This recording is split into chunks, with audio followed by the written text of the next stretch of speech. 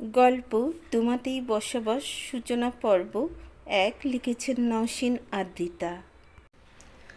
আমার বিয়ের আসরে আমার সামনেই আমার হবু স্বামী তার প্রাক্তন প্রেমিকার হাত ধরে দাঁড়িয়ে আছে।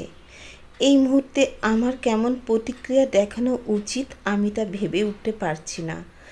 শরীরটা অসাড় হয়ে আসতেই শরীরের ভার ছেড়ে দিলাম চেয়ারের উপরে। শরীরে যেন বিন্দু মাত্র শক্তি আমার অবশিষ্ট নেই। চোখের পাপড়িগুলোও ইতিমধ্যে ভিজে উঠেছে, তা বেশ টের পাচ্ছি। হয়তো এত সাধনার পরে পাওয়া প্রিয় মানুষটিকে পেয়েও হারানোর যন্ত্রণায়। হঠাৎ কানে এলো বড় আব্বুর গর্জন।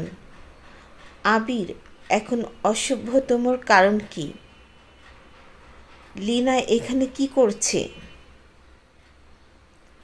বড় আব্বুর গম্ভীর রাগী স্বরে আবির ভাইয়া ছেড়ে দিলেন তার প্রাক্তনের হাত। আব্বু, আমি লীনা, একে অপরকে ভালোবাসি। আমাদের মাঝে কিছু ভুল বোঝাবুঝি হয়। আমি বিয়েতে মত দিয়েছিলাম, কিন্তু লীনার গর্ভে আমার সন্তান। আমি চাইলেও পারবো না তার থেকে দূরে সরে আসতে। কথাটা যেন সবার মাথায় বাজ ফেলল। কেউ যেন এমনটা কল্পনা করেনি। আমি ধীর কণ্ঠে আমার পাশে দাঁড়ানো আমার কাজিন হিমানিকে উদ্দেশ্য করে বললাম, বোন, আমাকে একটু কষ্ট করে আমার রুম অবধি রেখে আসবি? হিমানি বিনা বাক্য ব্যয় করে আবিরের দিকে ঘৃণিত দৃষ্টি নিক্ষেপ করে আমাকে নিয়ে উঠে দাঁড়ালো। রুমে প্রবেশ করেই দরজা লাগিয়ে দিয়ে দরজার সাথে ঠেস দিয়ে বসে পড়লাম। নিচ থেকে চিৎকার চেঁচামেচির আওয়াজও এক সময় কমে আসলো। হয়তো সবাই রাজি হয়ে গেছে, হবেও না কেন? বংশের বড় ছেলে আর মেয়েটাও তো আমার একমাত্র ফুপির। 3 ভাইয়ের জান তার একমাত্র মেয়েকে, আর যাই হোক, কষ্টে দেখতে পারবে না কেউ। তাচ্ছিল্যের হাসি ফুটে উঠল ঠোঁটের ভাঁজে। হাতের টানে ঘুমটা খুলে ঢুকে পড়লাম শাওয়ার নিতে। এতক্ষণ যার কথা শুনলেন সে হলো আদ্রিতা খান। আজ তার বিয়ে ছিল। বিয়েটা পরিবার ঠিক করলেও আদ্রিতা অনেক আগে থেকেই আবিরকে পছন্দ করত, কিন্তু সে কখনো তা প্রকাশ করেনি, কারণ আবির তার ফুফাতো বোন লীনাকে পছন্দ করত।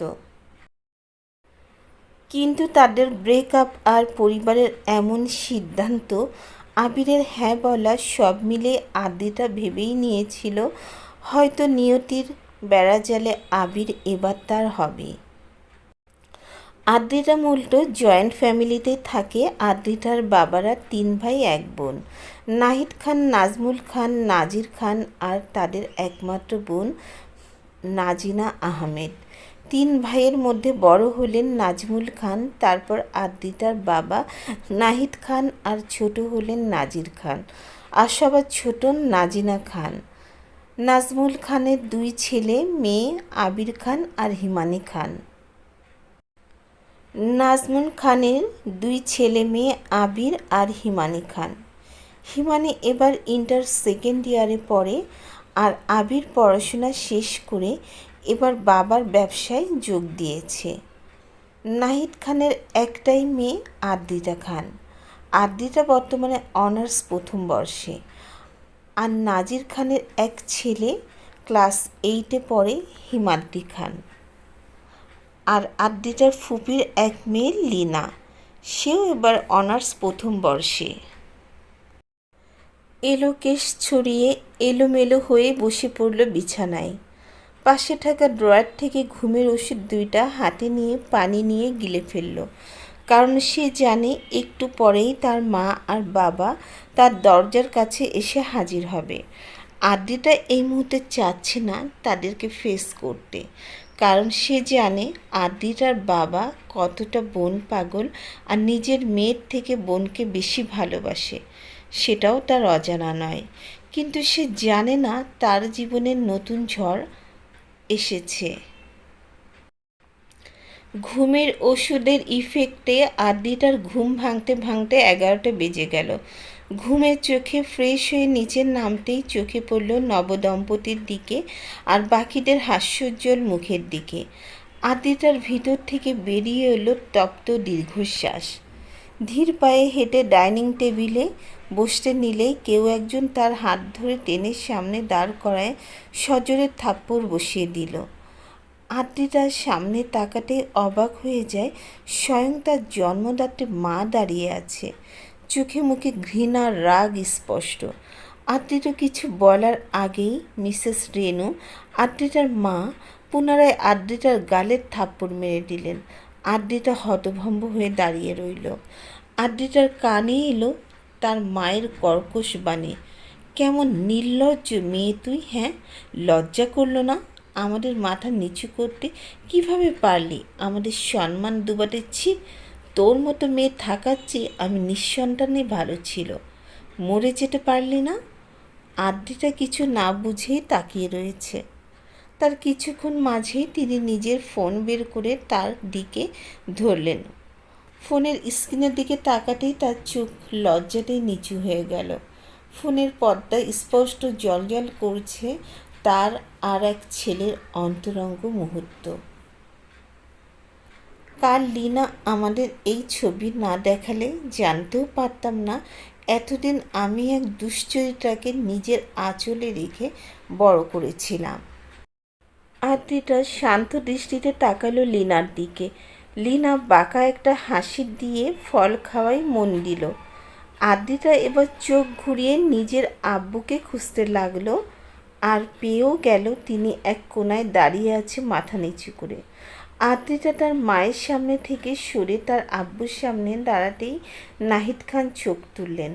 আব্বু, আমি জানি হয়তো তুমিও আমাকে বাকিদের মতোই ভাবছো, কিন্তু বিশ্বাস করো আব্বু, তোমার প্রিন্সেস কখনোই তোমার সম্মানহানি করবে না। তোমার চোখ নিচু হবে এমন কাজ করার আগেই আমার মৃত্যু কামনা করি আব্বু।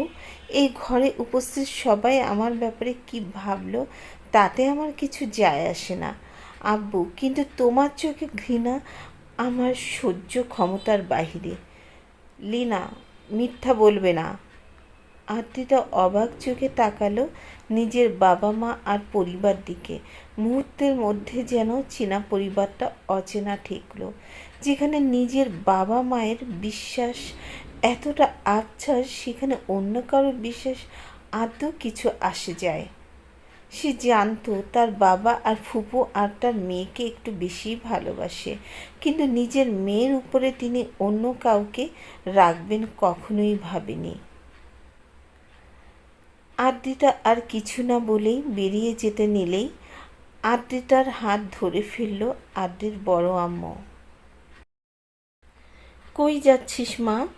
আর কেউ বিশ্বাস করুক আর না করুক, আমি করি। আমার ছোট মা কখনোই এমন কাজ করবে না। হিমানি আদ্রির ওপর হাত ধরে বলল, হ্যাঁ আমিও জানি আমার আপু কখনোই এমন কিছু করবে না। আদ্রি কিছু বলার আগেই তার মাথায় কারো স্পর্শ পেল। মাথা তুলে দেখল তার বড় আব্বু। আমার মা কেমন তা আমরা জানি। তুই কোথাও যাবি না, এই বাড়ি তোর। আমি এই বাড়িতে থাকতে পারবো না বড় আব্বু। যেখানে আমার বাবা আমাকে বিশ্বাস করে না, যেখানে তার চোখে ঘৃণা স্পষ্ট, সেখানে আমি কিভাবে থাকি বলো? কই যাবি তুই? জানি না বড় আব্বু, কিন্তু এখন থেকে এত দূরে, যত দূরে গেলে আমার এই মুখ আমার বাবা মায়ের দেখতে না হয় কোনো দিন। কেউ কিছু বলার আগেই আদ্রি উঠে বলে, তোমাদের আমার কসম লাগে মা, আমার পেছনে আসবা না, আমাকে আটকাবা আর না তো খোঁজার চেষ্টা করবা। কাউকে আর কিছু বলতে না দিয়েই বেরিয়ে পড়ল। রাস্তায় পা রাখতে আকাশ ভেঙে পড়তে লাগলো ঝুম বৃষ্টি। অবেলায় বৃষ্টিতে ঝাপসা চোখে হাঁটতে শুরু করলো অজানা পথে। সে জানে না এখান থেকে কই যাবে, কোথায় যাবে। রাতে খালি পেটে ঘুমের ওষুধ, সকালে এত সব, এর প্রেশার আদ্রিতার দ্বারা বহন করা সম্ভব হলো না। চোখ দুটো বুজে আসার আগেই চোখের সামনে পড়ল সাদা গাড়ি, তার দিক থেকে ধেয়ে আসছে। আদ্রিতা নিজের মৃত্যু নিকটে ভেবেই চোখ জোড়া বুঝে নিল। গল্প তোমাতেই বসবাস, সূচনা পর্ব 1। লিখেছেন নওশীন আদ্রিতা।